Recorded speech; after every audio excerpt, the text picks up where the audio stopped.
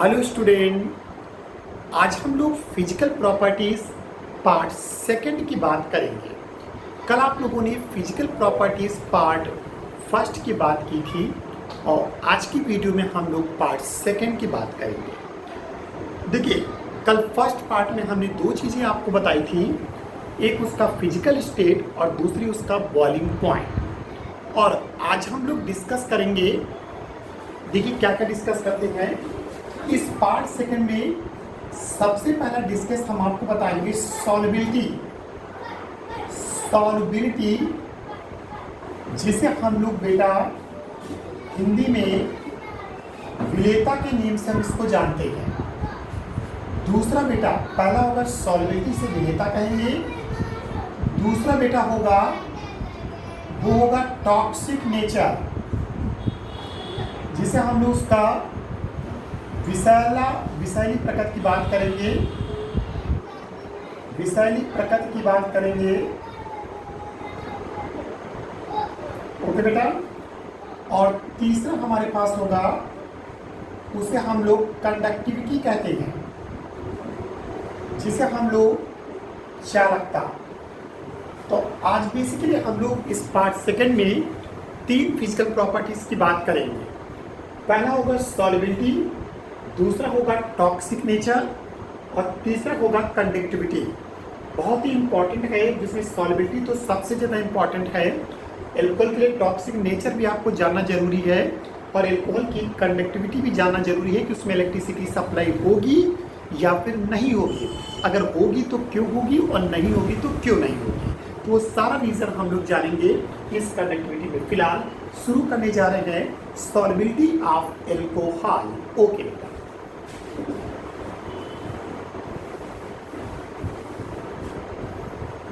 Yes.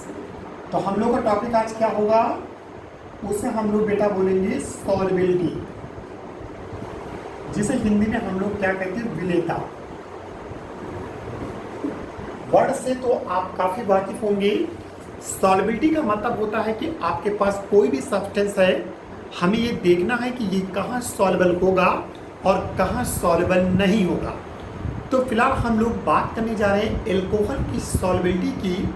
और alcohol की solubility हम कहाँ देखेंगे, वाटर में देखेंगे कि जब हम लोग एल्कोहल को वाटर में मिलाते हैं तो ये सॉल्युबल होगा कि नहीं होगा। तो आप जानते होंगे एल्कोहल तो वाटर में सॉल्युबल हो जाता है। आप इस देखा भी होगा, लोग शराब में पानी मिलाकर पीते हैं, तो इसका मतलब शराब क्या है, एल्कोहल है, और उसमें लोग पानी मिलाकर पीते हैं, यानी शराब यानी एल्कोहल जो है वो वाटर में क्या होता है, सॉल्युबल हो जाता है। लेकिन क्यों सॉल्युबल होता है, क्योंकि आपको बता दें कि ऑर्गेनिक कंपाउंड, याद रखिएगा, हर वो ऑर्गेनिक कंपाउंड वाटर में सॉल्युबल होता है बेटा जो वाटर के साथ हाइड्रोजन बॉन्डिंग बनाता है। देख, कल के केस में जो बॉइलिंग पॉइंट आप देख रहे थे उसमें हाइड्रोजन बॉन्डिंग का ही इंपॉर्टेंट रोल था, और आज सॉल्युबिलिटी के केस में भी हाइड्रोजन बॉन्डिंग का ही इंपॉर्टेंट रोल है। तो मेरे कहने मतलब है कि ऑर्गेनिक जो कंपाउंड होते हैं बेसिकली वो वाटर में इनसॉल्युबल होते हैं, यानी वाटर में नहीं घुलते हैं। एल्कोहल एक ऑर्गेनिक कंपाउंड है, फिर भी ये वाटर में क्या हो जाता है, सॉल्युबल हो जाता है। क्यों सॉल्युबल हो जाता है, तो उसका रीज़न है कि हर वो ऑर्गेनिक कंपाउंड वाटर में सॉल्युबल होता है जो वाटर के साथ क्या बनाता है, हाइड्रोजन बॉन्डिंग। तो हमारा एल्कोहल वाटर में सॉल्युबल इसलिए हो जाता है क्योंकि ये वाटर के साथ हाइड्रोजन बॉन्डिंग को फॉर्म करता है। बात समझ गए। तो अगर कोई भी कहता है कि alcohol is a organic compound but it is soluble in water, why, तो आप कह सकते हो due to formation of hydrogen bonding with water. Water के साथ ये हाइड्रोजन बॉन्डिंग फॉर्म करता है, इसीलिए वाटर में क्या हो जाता है, सॉल्युबल। अब आपको बताते हैं कि कैसे, किस तरह से जब आप एल्कोहल में वाटर मिलाते हैं तो वाटर और एल्कोहल के बीच में कैसे और किस तरह से हाइड्रोजन बॉन्डिंग बनती है। तो चलिए आपको दिखाते हैं कैसे। देखिए, एल्कोहल सभी को मालूम है, एल्कोहल को आप लोग क्या बोलते हो, ROH। ROH बेटा एल्कोहल है। और अगर हम लोग किसकी बात करते हैं, HOH की, तो HOH आपका वाटर है। ROH एल्कोहल है और HOH आपका वाटर है। तो अगर हम एल्कोहल की बात करें तो हम इसको ऐसे लिखेंगे, O सिंगल बॉन्ड H और सिंगल बॉन्ड R, ये एल्कोहल है।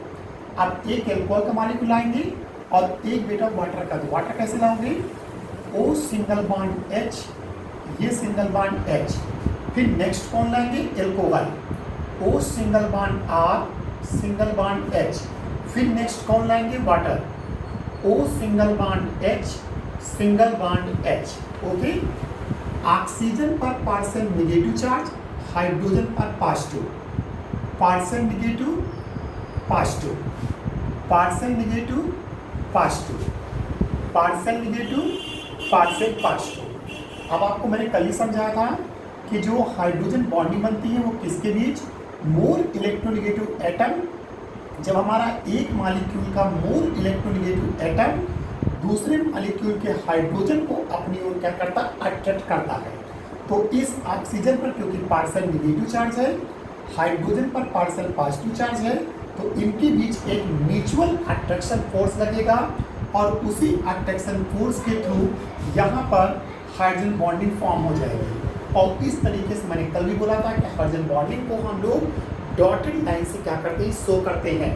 तो इस तरीके से ये हाइड्रोजन बॉन्डिंग बन गई। ये देखिए, ये आपके सामने कौन है, ये हाइड्रोजन बॉन्डिंग का फॉर्मेशन हुआ एल्कोहल और वाटर के बीच में। तो इस तरीके से एल्कोहल वाटर के साथ हाइड्रोजन बॉन्डिंग फॉर्म करने लगता है, इसीलिए आपका एल्कोहल वाटर में इजीली वे में क्या हो जाता है, सॉल्युबल हो जाता है। बात समझ में आ गई। तो आपसे पहला क्वेश्चन अगर कोई कहता है एल्कोहल वाटर में सॉल्युबल हो जाता है क्यों, तो आपको ये एल्कोहल को जब हम वाटर में ऐड करते हैं तो एल्कोहल वाटर के साथ हाइड्रोजन बॉन्डिंग बना लेता है और हर वो ऑर्गेनिक कंपाउंड जो वाटर के साथ हाइड्रोजन बॉन्डिंग फॉर्म करता है वो वाटर में क्या हो जाता है, सॉल्युबल हो जाता है। बात समझ गए। तो एल्कोहल वाटर में सॉल्युबल इसलिए हो गया क्योंकि वाटर के साथ इसने हाइड्रोजन बॉन्डिंग को फॉर्म किया है। मेरे हिसाब से पहली चीज आपको समझ में आ गई होगी कि एल्कोहल वाटर में क्यों सॉल्युबल है। ठीक है, अब हम एल्कोहल में थोड़ी सी और बात करते हैं। क्या ये तो पता चल गया एल्कोहल वाटर में सॉल्युबल है, लेकिन हम ये जानना चाहते हैं क्या सारे एल्कोहल की सॉल्युबिलिटी एक ही जैसी होती है या फिर कम या ज़्यादा होती है। तो चले हम आपको बताते हैं क्या करनी चाहिए। सुनो, ये तो आप समझ गए, मैं इसको रख कर, तो आप इसको कॉपी बना लेंगे आप लोग। ठीक है, अभी फिलहाल हम इसका भी रिटर्न वर्क कल की तरह भेजेंगे। ओके, नोट करें इसको। ओके बेटा, अब हम आपको बताते हैं यहाँ पर एल्कोहल की अपनी कंडीशन क्या है। सुनिए, देखिए बेटा, एल्कोहल की अगर हम बात करते हैं, एक एक टॉपिक अच्छे से समझिएगा सभी लोग। अगर हम बेटा एल्कोहल की बात करते हैं तो एल्कोहल में दो चीजें होती हैं। एक तो आपके पास ये OH बॉन्ड होता है, OH बॉन्ड होता है। ये OH बॉन्ड जो होता है, ये OH बॉन्ड आपका कैसा होता है, ये लायोफिलिक होता है। क्या मैंने बोला, लायोफिलिक होता है। लायोफिलिक का मतलब होता है ये द्रव स्नेही होता है। समझे मेरी बात, लायोफिलिक का मतलब बेटा कैसा होता है, द्रव स्नेही होता है। यानी एक प्रकार से द्रव स्नेही कह सकते हो या वाटर स्नेही कह सकते हो कि OH वाला जो पार्ट होता है वो द्रव स्नेही होता है, यानी एक प्रकार से वाटर के लिए लविंग होता है। तो हम लोग ये भी लिख सकते हैं कि लविंग फॉर वाटर होता है, लविंग फॉर वाटर होता है। ठीक है, तो लायोफिलिक भी बोल सकते हो या इसको हाइड्रोफोबिक भी बोल सकते हो, क्योंकि लायो का मतलब लिक्विड होता है और हाइड्रो मतलब वाटर होता है। तो उस कंडीशन चाहे आप लायोफिलिक बोल दें या लविंग फॉर वाटर बोल दें, या अदरवाइज आप इसको क्या लिख सकते हो, इसे आप हाइड्रोफोबिक। ठीक है बेटा, तो हाइड्रोमीटर मतलब होता है, हाइड्रोफोबिक को मतलब हिंदी में कहते हैं इसको जल स्नेही। समझिए, तो OH वाला पार्ट जो होता है वो इसका लायोफिलिक होता है या फिर कह सकते हो हाइड्रोफोबिक होता है। लेकिन जो इसका ये एल्काइल ग्रुप होता है, R वाला पार्ट होता है, ये बेटा हमारा कैसा होता है, इसे बेटा हम लोग लायोफोबिक कहते हैं। क्या कहते हैं, लायोफोबिक कह सकते हैं, या फिर हम इसको हाइड्रोफोबिक कहते हैं। क्या कहते हैं, हाइड्रोफोबिक के नेम से हम इसको जानते हैं। मतलब ये होता है, ये वाटर हेटिंग होता है, वाटर हीटिंग होता है, यानी वाटर को, समझिए बेटा, ये वाटर को बेटा क्या करता है, हीट करता है, यानी ये वाटर के लिए लविंग नहीं है। समझिए बात को, एल्कोहल में दो चीज़ें होती हैं, एक एल्काइल ग्रुप होता है, दूसरा OH होता है। OH वाला पार्ट लायोफिलिक होता है, यानी लविंग फॉर वाटर होता है, यानी हाइड्रोफोबिक होता है। हाइड्रोफोबिक को हिंदी में क्या कहते हैं, जेलिस नहीं। लेकिन जो एल्काइल वाला पार्ट होता है वो तुम्हारा लायोफोबिक होता है, यानी एक प्रकार से हाइड्रोफोबिक भी बोल सकते हैं। जो बेटा वाटर हीटिंग होता है, यानी वाटर को हीट करता है। यानी मेरे कहने मतलब ये हुआ कि एल्कोहल में ये पार्ट जो होता है ये वाटर में सॉल्वल करना चाहता है, जो एल्काइल वाला पार्ट होता है ये वाटर में इनसॉल्बिलिटी लाता है। अगर ये वाला पार्ट बढ़ेगा तो सॉल्बिलिटी बढ़ेगी, लेकिन अगर एल्काइल वाला पार्ट बढ़ेगा, यानी एल्काइल में कार्बन का नंबर बढ़ेगा, समझो बेटा, अगर इस एल्काइल ग्रुप में कार्बन का नंबर बढ़ेगा तो समझो उसका हाइड्रोफोबिक जो नेचर है वो बढ़ेगा, यानी वाटर हीटिंग नेचर क्या करेगा, बढ़ेगा। और अगर वाटर हीटिंग नेचर बढ़ेगा तो सॉल्बिलिटी हमेशा डिक्रीज करेगी। ओके बेटा, चलिए रिवाइंड करिए, फिर अभी मैं आप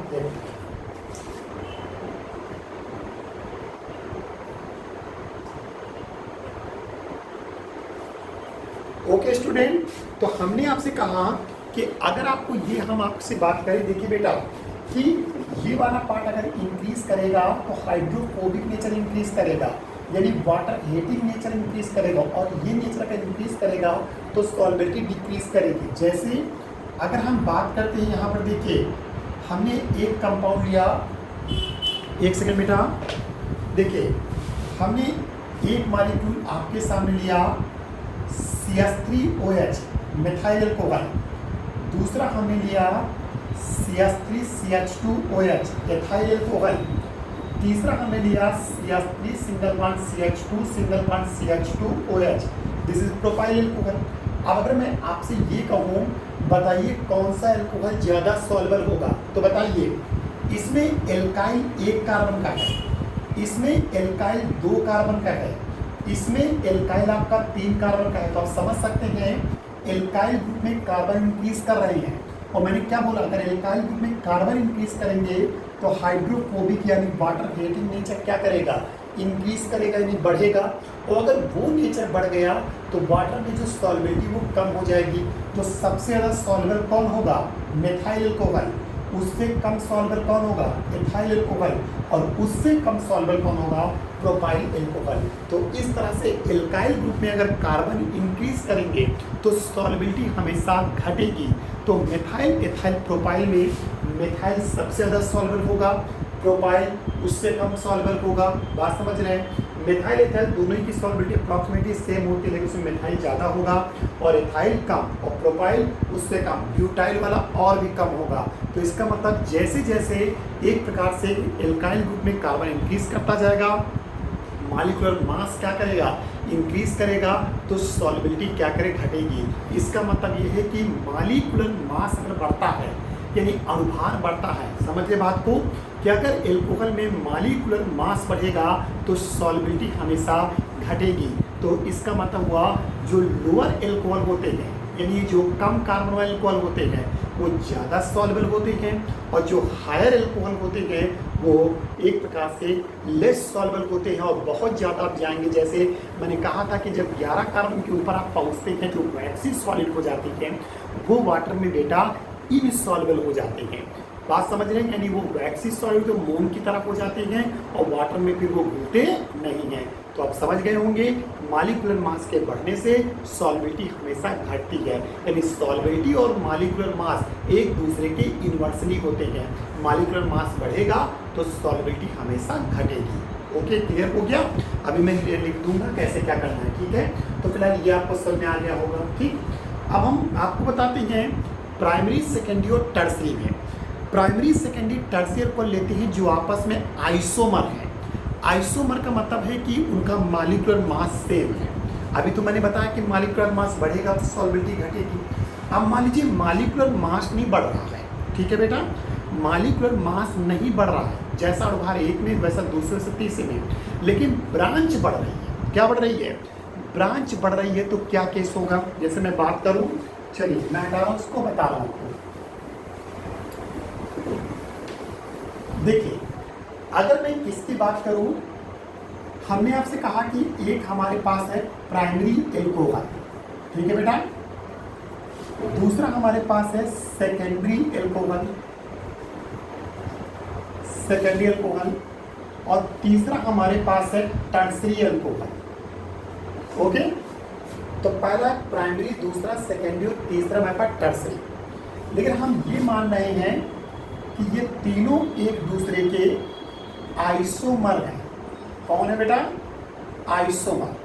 आइसोमर का मतलब समझ सकते हो कि same molecular mass, same molecular mass. Okay बेटा, यदि आइसोमर का मीनिंग होता है कि मॉलिक्यूलर मास सेम है, यानी उनका जो अणुभार है वो सेम है, ये मान के हम लोग चल रहे हैं।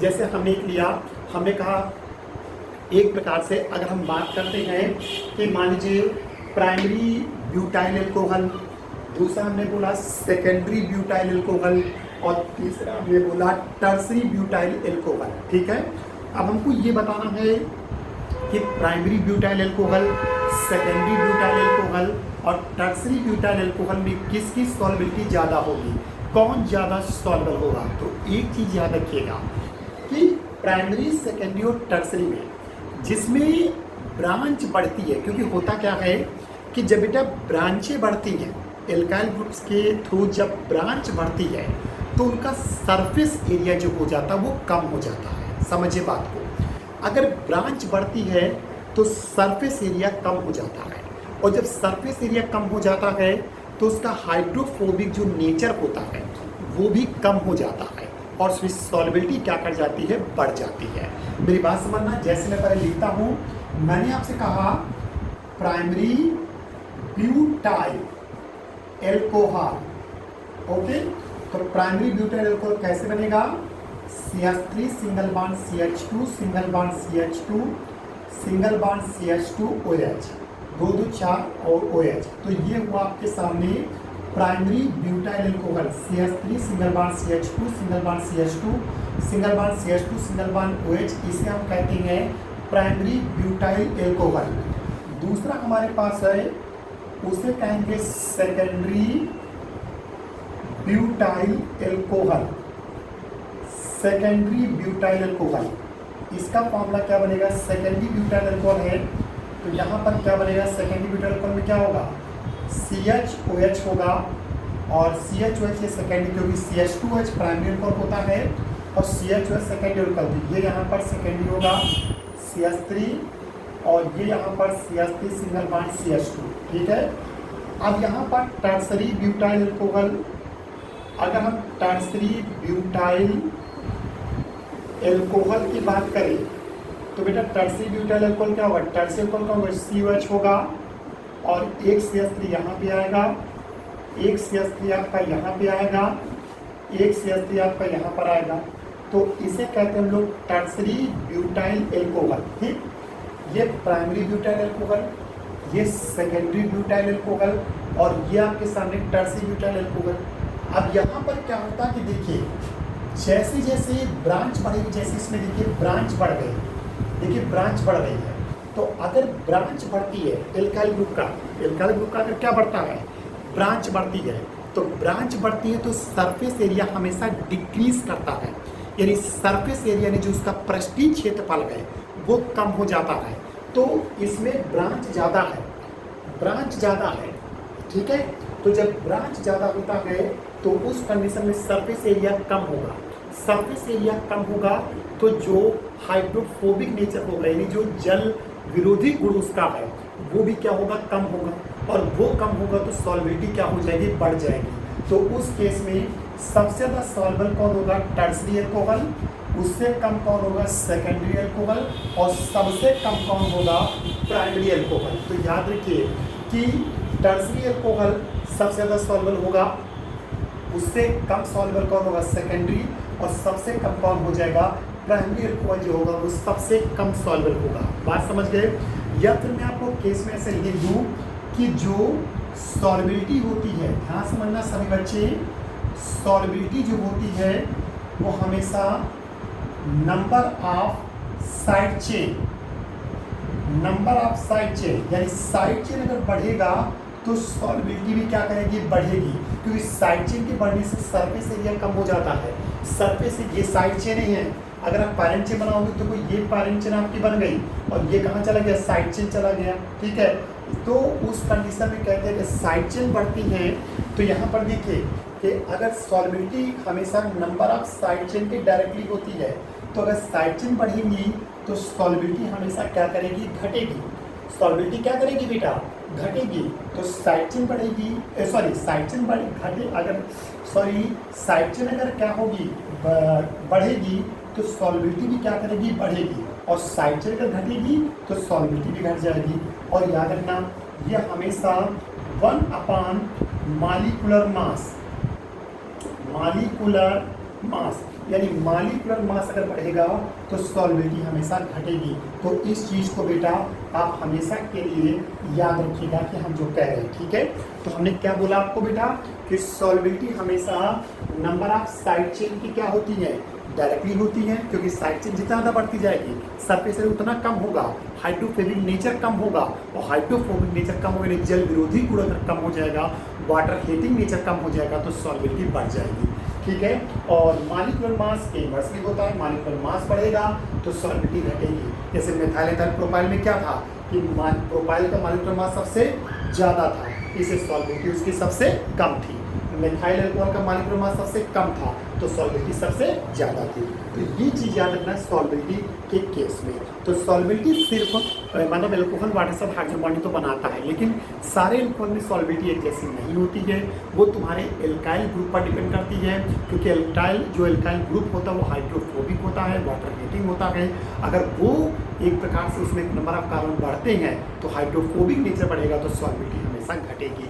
इसलिए मैंने लिख दिया कि solubility number of side chain की डायरेक्टली जाती है और मॉलिक्यूलर मास के हमेशा इनवर्सली होती है। ओके बेटा, इसी तरह अगर कोई कहता है ग्लूकोज, ग्लूकोज तो देखो अगर मैं कहता हूँ ग्लूकोज तो हाई मॉलिक्यूलर मास वाला होता है, आप कह सकते हो सर हम मार्केट से ग्लूकॉन डी लाते हैं। आप लोग मार्केट से क्या लाते हो, गर्मियों में ग्लूकॉन डी लाते हो, देखते हो जैसे आप एक गिलास पानी में चम्मच से डालते हो और बस थोड़ा सा डिज़ाल्व किया तुरंत घुल जाता है। तो आप कहेंगे सर ग्लूकोज का मॉलिक्यूलर मास तो C6H12O6 होता है, जो ग्लूकॉन डी आता है उसमें ग्लूकोज होता है जिसका मॉलिक्यूलर मास कितना होता है, C6H12O6 होता है। आप कहेंगे उसका मॉलिक्यूलर मास ज़्यादा होता है फिर भी इतना सॉल्युबल होता है। तो उसका रीज़न होता है कि जो मॉलिक्यूलर मास, देखो मैं आपको बताता हूँ कैसे क्या होगा, सुनो। देखिए बेटा अगर हम ग्लूकोज का केस लेके चलते हैं तो ग्लूकोज का फॉर्मूला होता है C6H12O6। अब ये कौन है बेटा, ग्लूकोज है। तो ग्लूकोज का मॉलिक्यूलर मास ज़्यादा है, फिर भी आप कहोगे सर मॉलिक्यूलर मास ज़्यादा है तो सॉल्युबिलिटी कम होनी चाहिए, फिर भी मॉलिक्यूलर मास तो ज़्यादा है फिर भी सॉल्युबिलिटी इतनी ज़्यादा है, तुरंत ग्लूकोज हमारा घुल जाता है पानी में, ऐसा क्यों। तो उसका बेसिक रीजन है कि अगर हम इस ग्लूकोज की बेटा बात करते हैं तो ग्लूकोज के स्ट्रक्चर में OH ग्रुप ज़्यादा होते हैं, और OH ग्रुप अभी मैंने बताया था कि वो हाइड्रोफिलिक होता है। कैसा होता है बेटा, हाइड्रोफिलिक इन नेचर होता है। तो मैं आपको बताता हूँ कैसे क्या होता है। तो मैं ग्लूकोज का पहले आपको स्ट्रक्चर बना के दिखा दूँ कि ग्लूकोज का स्ट्रक्चर कैसा होगा। सुनो, ग्लूकोज में 6 कार्बन होते हैं, 1 2 3 4 5 और 6, ठीक। ग्लूकोज में पहले कार्बन पर CHO होता है, ये CHO, फिर इधर H होता है, इधर OH होता है, इधर OH होता है, इधर H होता है, फिर इधर H होगा, फिर इधर OH होगा, एक बार फिर 5वें कार्बन पर रिपीटेशन होता है, फिर यहाँ पर ये CH2OH होता है। अब सुनो ग्लूकोज का ये स्ट्रक्चर, अब ये स्ट्रक्चर कैसे बना ये आप पढ़ोगे बायोमॉलिक्यूल में। जब लोग बायोमॉलिक्यूल पढ़ेंगे तो ग्लूकोज का स्ट्रक्चर आपको हम समझाएंगे। फिलहाल अभी आप देख लीजिए, ग्लूकोज के पहले कार्बन में CHO होता है, दूसरे कार्बन में CHOH, तीसरे कार्बन में भी CHOH, चौथे कार्बन में भी CHOH, पांचवें कार्बन में भी CHOH और छठे कार्बन पे CH2OH होता है, जिसमें दूसरे कार्बन में H इधर OH इधर, तीसरे में अल्टरनेट पे OH इधर H इधर, चौथे में फिर H इधर OH इधर, पांचवें में एक बार चौथा पांचवा रिपीटेशन करेगा H इधर OH इधर और लास्ट में CH2OH होगा। अब गौर करो, एक OH आपके सामने ये है, दूसरा OH ये है, तीसरा OH ये है, चौथा OH ये है, पांचवा OH ये है। तो आप समझ सकते हैं ग्लूकोज में कितने OH हैं। भले मॉलिक्यूलर मास ज़्यादा है लेकिन 5 OH ग्रुप है। और मैंने आपसे कहा था OH ग्रुप जो होता है वो कौन होता है, वो हाइड्रोफोबिक नहीं होता है, हाइड्रोफिलिक होता है, यानी वाटर लविंग होता है, वाटर लविंग होता है। इसीलिए आराम से वाटर में क्या होता था, सॉल्युबल हो जाता है। ठीक इसी तरह शक्कर की बात करें, शक्कर का फॉर्मूला होता है C12H22O11 और इसमें आपको बता दें, जब स्ट्रक्चर आप पढ़ेंगे तो 8 OH ग्रुप होते हैं, 8 OH ग्रुप होते हैं और 8 OH ग्रुप होने के कारण ये आराम से ये भी वाटर में क्या हो जाता है, सॉल्युबल हो जाते हैं। तो इसलिए ग्लूकोज और अगर आपके माइंड में ग्लूकोज और सुक्रोज हाई मॉलिक्यूलर मास वाले होते हैं फिर भी वाटर में क्यों सॉल्युबल हो जाता है, तो आप इसका आंसर दीजिएगा सर इसमें OH ग्रुप ज़्यादा होते हैं। और OH ग्रुप जो होता है वो हाइड्रोफिलिक नेचर होता है, यानी वाटर लविंग नेचर होता है और इसी कारणवश हमारा जो ग्लूकोज और सुक्रोज होता है वो आराम से वाटर में क्या हो जाते हैं, सॉल्युबल हो जाते हैं। ओके बेटा, तो मेरे हिसाब से सॉल्युबिलिटी आपको समझ में आ गई होगी एल्कोहल की। तो एल्कोहल की सॉल्युबिलिटी किसके कारणवश होती है, हाइड्रोजन बॉन्डिंग के कारण होती है। और उसमें एल्कोहल में दो नेचर होते हैं, एल्काइल ग्रुप जो होता है वो हाइड्रोफोबिक रखता है और OH ग्रुप जो होता है हाइड्रोफिलिक। हाइड्रोफोबिक नेचर बढ़ेगा तो सॉल्युबिलिटी घटेगी, हाइड्रोफिलिक नेचर बढ़ेगा तो सॉल्युबिलिटी बढ़ेगी। That's simple. ओके, तो ये चीज़ आपको ध्यान में रखनी है। अब हम लोग सॉल्युबिलिटी के बाद सेकंड केस हम लोग पढ़ेंगे जिसे हमने कहा था टॉक्सिक नेचर, और फिर उसके बाद कन्वेक्टिविटी छोटे टॉपिक है, चलिए देख लीजिए इसको। तो चलिए हम लोग शुरू करने जा रहे हैं बेटा। हम लोग अब बात करेंगे किसकी, अपने एल्कोहल में टॉक्सिक नेचर की। ठीक है, तो चलिए बात करते हैं टॉक्सिक नेचर। देखिए बेटा, एल्कोहल, वैसे तो एल्कोहल के अगर कोई पूछे कि एल्कोहल का कैसा नेचर होता है तो आपको ये बताना सिंपली कि एल्कोहल जो होता है वो टॉक्सिक इन नेचर होता है, यानी विषैले प्रकृति का होता है, जहरीला होता है। बात समझ रहे हैं, एल्कोहल जो होता है वो टॉक्सिक नेचर का होता है, यानी वो जहरीले प्रकृति का होता है, विषैलापन होता है उसमें। ठीक है, लेकिन जिसमें क्या होता है कि कुछ एल्कोहल में अपनी एक विशेष क्वालिटी होती है। जैसे हम बात करें मिथाइल एल्कोहल, ठीक है, तो अगर हम बात करते हैं CH3OH की, जिसे फिलहाल हम लोग क्या कहते हैं, इसे हम लोग मिथाइल एल्कोहल कहते हैं। समझ लें, CH3OH जिसे मिथाइल एल्कोहल कहा जाता है। अगर हम मिथाइल एल्कोहल की बात करें तो ये तुम्हारे सामने कैसा होता है, ये नर्व पॉइजन होता है। नर्व पॉइजन होता है, बेसिकली कैसा होता है, कौन सी नर्व के लिए, ऑप्टिक नर्व। बेसिकली ये ऑप्टिक नर्व पॉइजन है। देखिए मैं क्या करूं कि मिथाइल एल्कोहल जो होता है वो नर्व पॉइजन होता है, यानी ऑप्टिक नर्व पॉइजन होता है। ऑप्टिक नर्व को समझ सकते हैं, इसे बेटा दृष्टि तंत्रिका, दृष्टि तंत्रिका विष के नाम से हम इसको जानते हैं। समझिए, दृष्टि तंत्रिका विष होता है यानी ऑप्टिक नर्व। यानी मेरी कहने मतलब है, अगर किसी व्यक्ति को मिथाइल एल्कोहल पिला दिया जाए, किसको पिला दिया जाए, मिथाइल एल्कोहल CH3OH, तो जानते हो क्या होता है, ये मिथाइल एल्कोहल आपकी ऑप्टिक जो नर्व होती है, जो ऑप्टिक आइस की जो नर्व होती है, उन पर क्या करता है, लकवा मार देता है। लकवा का नाम सुना, हिंदी में कहते हैं फॉलिस पड़ गए, तो हिंदी क्या कहते हैं इसको इंग्लिश में, कि फॉलिस मार देता है। तो जब ऑप्टिक नर्व में ये फॉलिस मार देता है तो ऐसी कंडीशन में हम लोग को दिखना बंद हो जाता है। यानी मेरे कहने मतलब है कि जो मिथाइल एल्कोहल अगर किसी व्यक्ति को पिला दिया जाए तो उसकी ये ऑप्टिक नर्व को डैमेज कर देता है, और अगर ऑप्टिक नर्व उसकी डैमेज हो गई तो उस व्यक्ति को दिखना बंद हो जाता है। यानी मेरे कहने मतलब है कि मिथाइल एल्कोहल के पीने से व्यक्ति अंधा हो जाता है। अंधा क्यों हो जाता है, क्योंकि उसकी जो ऑप्टिक नर्व होती है वो डैमेज हो जाती है, इससे व्यक्ति अंधा हो जाता है। और क्वांटिटी अगर बढ़ा दी जाए थोड़ी तो व्यक्ति की मृत्यु भी हो जाती है। ये ध्यान रखिएगा कि मिथाइल अल्कोहल सबसे खतरनाक है।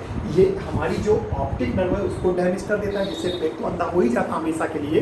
लेकिन अगर जरा सा इसकी क्वांटिटी बढ़ा दिया जाए तो उस व्यक्ति की क्या आ जाती, मृत्यु आ जाती, व्यक्ति मर जाता है। एक तो ये बात याद रखना। दूसरी बात, अगर हम एथाइल अल्कोहल की बात करते हैं, किसकी बात करते हैं, एथाइल अल्कोहल CH3CH2OH, तो ये जानते हो क्या होता है, ये सेंट्रल नर्व पॉइजन होता है। सेंट्रल नर्व पॉइजन होता है, यानी ये केंद्रीय तंत्र का विष होता है। केंद्रीय क्या होता है बेटा, केंद्रीय तंत्र का विष, ठीक है। तो एथाइल अल्कोहल जो तो वो सेंट्रल नर्व पॉइजन होता है, वो ऑप्टिक नर्व पॉइजन होता है और ये सेंट्रल नर्व पॉइजन होता है। यानी इसके पीने से जो एथाइल अल्कोहल होता है, जिसे बेसिकली हम लोग शराब के नाम से जानते हैं, ठीक। तो मिथाइल अल्कोहल शराब नहीं होती है, शराब कौन होती है, एथाइल अल्कोहल। ये हमारी सेंट्रल नर्व पॉइजन होता है, इसके पीने से व्यक्ति बेहोश हो जाता है, यानी और उसमें एक प्रकार से बेहोशीपन आ जाती है। तभी आपने देखा होगा जो लोग एथाइल अल्कोहल ज़्यादा पी लेते हैं तो वो लोग क्या हो जाते हैं, बेहोश हो जाते हैं, अपना आपा खो बैठते हैं। तो क्यों, क्योंकि ये सेंट्रल नर्व पर क्या करता है, पॉइजन काम करता है, ठीक है। लेकिन कुछ देर बाद आपका एक प्रकार से सही, इसके पीने से व्यक्ति तुरंत मरता नहीं है, ठीक है। अगर क्वांटिटी ज़्यादा भी हो जाए तो इतनी जल्दी व्यक्ति मरेगा नहीं। लेकिन मिथाइल अल्कोहल की क्वांटिटी अगर ज़रा से भी ज़्यादा होगी तो व्यक्ति की क्या आ जाती है, मृत्यु आ जाती है और उसमें व्यक्ति अंधा हो जाता है। तो याद रखना, मिथाइल अल्कोहल नर्व पॉइजन होता है, ethyl alcohol central nerve poison होता है। इस चीज़ को ध्यान, इसके पीने से व्यक्ति बेहोश होता है, ठीक है। दो बातें क्वेश्चन में आ गई। उसके बाद याद रखिएगा, जैसे जैसे मॉलिक्यूलर मास बढ़ता जाएगा इसका पॉइजनस नेचर जो होता है वो बढ़ता जाएगा, घटेगा नहीं, बढ़ेगा। प्रोपाइल अल्कोहल और भी ज़्यादा क्या होगा, पॉइजन होगा, ठीक है। तो जैसे से एक प्रकार से मॉलिक्यूलर मास बढ़ता है वैसे वैसे उसका टॉक्सिक नेचर क्या हो जाएगा, बढ़ता जाएगा। फिलहाल आपको ध्यान रखना कि अल्कोहल जो होता है वो टॉक्सिक नेचर होता है, जिससे मिथाइल अल्कोहल ऑप्टिक नर्व को एक प्रकार से डिस्ट्रॉय करता है, नष्ट कर देता है, जिससे व्यक्ति अंधा हो जाता है। और एथाइल अल्कोहल के पीने से व्यक्ति बेहोश हो जाता है, ठीक। तो वो ऑप्टिक नर्व पॉइजन होता है, ये सेंट्रल नर्व पॉइजन होता है। इस चीज़ को ध्यान रखिएगा, ओके। बहुत ही इंपॉर्टेंट मैं टॉपिक बता रहा हूँ, क्योंकि कभी कभी हम लोग को होता क्या है कि ज़्यादातर स्टूडेंट के method of preparation, chemical properties, conversion पर ध्यान देते हैं और फिजिकल केमिस्ट्री के अगर क्वेश्चन आ जाते हैं ना इस तरह से क्वेश्चन, तो बहुत कन्फ्यूज़न क्रिएट हो जाता है और बच्चे छोड़ के ही चले आते हैं। और हर बोर्ड में, हर एग्ज़ाम में, यहाँ तक कि कंपटीशन के पेपर में भी क्या होता है, एक दो क्वेश्चन फिजिकल के जरूर रखे जाते हैं और वो को बच्चे लाइटली लेते हैं, जिससे उनके वही एक दो क्वेश्चन उनके लिए भारी पड़ जाते हैं, ठीक है। तो फिजिकल केमिस्ट्री पर भी, जो फिजिकल प्रॉपर्टी मैं बता रहा हूँ, उस पर भी आप बेसिकली बहुत ज़्यादा ध्यान दीजिए, ठीक है। ये आपको कंपटीशन पर्पज़ में बहुत इंपॉर्टेंट एक प्रकार से अदा करेंगे और बोर्ड पर्पज़ में तो अदा करेंगे, ठीक है। तो ये चीज़ आपको ध्यान में रखनी है। अब हम लोग बात करते हैं कंडक्टिविटी की, तो चलिए लास्ट टॉपिक हम लोग बात करते हैं, इसको नोट कर लीजिएगा सभी लोग। अब हम लोग बात करते हैं कंडक्टिविटी की, यानी अल्कोहल की चालकता की। तो चलिए हम लोग बात करते हैं कंडक्टिविटी, ओके, जिसे बेटा हिंदी में हम लोग क्या कहते हैं बेटा, चालकता, ठीक है। तो याद रखिए अल्कोहल, देखिए क्या होता है, अल्कोहल जो होता है वो आयन प्रोड्यूस नहीं करता। देखो कंडक्टिविटी वहाँ होती है जहाँ पर इलेक्ट्रिसिटी क्या होती है, सप्लाई होती है, और इलेक्ट्रिसिटी वहाँ सप्लाई होती है जहाँ पर फ्री आयन होती है। आपका जो अल्कोहल है वो कभी आयन प्रोड्यूस नहीं करता है, समझ रहे मेरी बात को। अल्कोहल जो है वो कोवैलेंटली बॉन्डेड होता है, इसलिए वो फ्री आयन प्लस और माइनस जो होता है, फ्री प्लस माइनस क्रिएट नहीं करता है। और जब अल्कोहल फ्री आयन नहीं क्रिएट करता है तो कभी भी उसमें इलेक्ट्रिसिटी सप्लाई नहीं हो सकती है। इसे अल्कोहल में आप कभी भी इलेक्ट्रिसिटी आप सप्लाई करोगे तो आपकी इलेक्ट्रिसिटी सप्लाई नहीं होगी, क्योंकि ये फ्री आयन प्रोड्यूस नहीं करता है। तो इसका मतलब ये विद्युत का कुचालक होता है, यानी ये नॉन कंडक्टर होता है, समझ गए। तो अगर कोई कहता है अल्कोहल कैसा होता है, तो अल्कोहल नॉन कंडक्टर होता है, समझ गए बेटा, यानी विद्युत कुचालक होता है। हिंदी में भी लिख के दे रहा हूँ, किसी भी स्टूडेंट को कोई प्रॉब्लम नहीं आनी चाहिए। तो नॉन कंडक्टर होता है यानी विद्युत कुचालक होता है, इलेक्ट्रिसिटी सप्लाई नहीं होती है क्योंकि इसमें आयंस नहीं होते हैं। ठीक है, तो हम लोग कह सकते हैं क्यों, तो आप कह सकते हैं due to absence of free ion, due to absence of